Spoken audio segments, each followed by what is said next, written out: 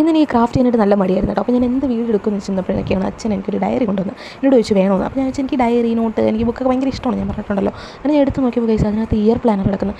എനിക്ക് ഇത്രയും എന്താ പറയുക, എല്ലാ വർഷത്തെ ഡയറി മിക്കപ്പോഴും എൻ്റെ കയ്യിലുണ്ട്. അതിലൊന്നും ഞാൻ കണ്ടിട്ടില്ല ഇങ്ങനെ ഇയർലി പ്ലാനർ എന്നൊക്കെ പറഞ്ഞിട്ട്.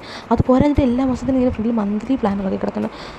ഞാൻ ഭയങ്കരമായിട്ട് സർപ്രൈസ്ഡായിട്ടായിരുന്നു, ഭയങ്കരമായിട്ട് ഇഷ്ടപ്പെട്ടു. പക്ഷേ എന്ത് എഴുതുന്നുണ്ടോ, കാരണം ഇതിൽ ഓരോ ഡേറ്റ് വെച്ചിട്ടുണ്ട്. ഇപ്പം ജനുവരി മാസത്തേക്കാണ് ഓരോ ഡേറ്റ്. ഇതിലെന്തായാലും നമ്മൾ ഓരോ ഡേറ്റിൻ്റെ കാര്യങ്ങൾ എഴുതും. ഈ ഡേറ്റ് ഞാൻ ഇത് ചെയ്യും, ഡേറ്റ് ചെയ്തിട്ട് ഞാനൊക്കെ ആണെങ്കിൽ അന്നുള്ള ഫ്ലോയ്ക്ക് എങ്ങനെയാണെന്നൊക്കെയാണ് ജീവിച്ചു പോകുന്നത്.